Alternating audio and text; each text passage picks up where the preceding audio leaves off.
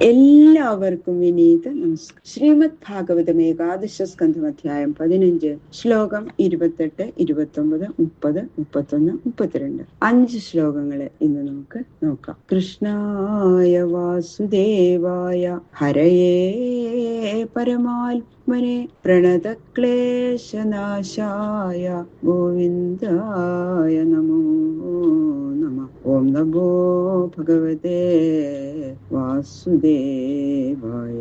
ശ്ലോകം 28. മൽഭക്ത്യാ ശുദ്ധസത്വസ്യ യോഗിനോ ധാരണാവിദ തസ്യ ത്രൈകാലികീ ബുദ്ധി ജന്മമൃത്യുപബൃംഹിത.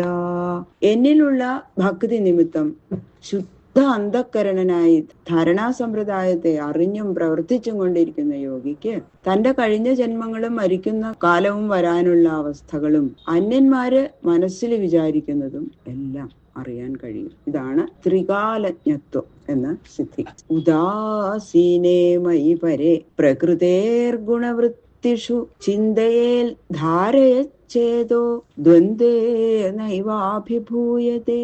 പ്രകൃതിയുടെ ഗുണങ്ങളിൽ നിന്ന് എത്രയും അകന്നും ഉദാസീനമായിരിക്കുന്ന എന്നിൽ മനസ്സിനെ ഉറപ്പിച്ചിരിക്കുന്ന യോഗിക്ക് ശീതോഷ്ണാദി ദ്വന്ദ്വബാധകൾ ഉണ്ടാവില്ല. ദ്വന്ദ്വങ്ങൾ പ്രകൃതി കാര്യങ്ങളാകുന്നു. പ്രകൃതിയെ അതിക്രമിച്ചവന് പ്രകൃതി കാര്യങ്ങൾ ബാധിക്കില്ല. അതാണ് അദ്വന്ദ്വം എന്ന സിദ്ധി. സർവഭൂതഹൃദിസ്ഥം മാം ആത്മാനം സർവസാക്ഷിണം ധാരയേദാത്മനശ്ചിത്തം പരേഷാം പരിപശ്യതി.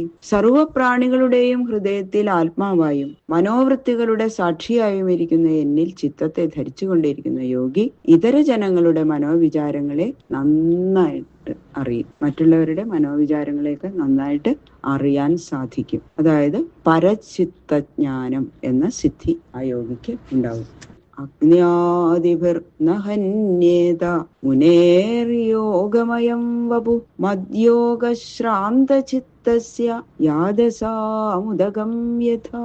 യോഗധാരണ നിമിത്തം സർവഭൂതനായിരിക്കുന്ന മുനിയുടെ ദേഹത്തിന് അഗ്ന്യാദിഭൂതങ്ങൾ നിമിത്തം യാതൊരു ഹാനിയും വരില്ല. തീയിലിട്ടാൽ യോഗിയുടെ ദേഹം അദ്ദേഹത്തിന്റെ സമ്മതം കൂടാതെ ദഹിക്കില്ല. വെള്ളത്തിലിട്ടാൽ താഴില്ല. യോഗിക്ക് സർവഭൂതങ്ങളും ജലജന്തുക്കൾക്ക് ജലം എന്ന പോലെ സുഖസ്ഥാനങ്ങൾ തന്നെ. സർവഭൂതമയമായിരിക്കുന്ന ശരീരത്തിന് സർവഭൂതങ്ങളും അനുകൂലമായിരിക്കാൻ സംഗതിയുള്ളതിനാൽ ഒന്നിൽ നിന്നും ദുഃഖം സംഭവിക്കില്ല.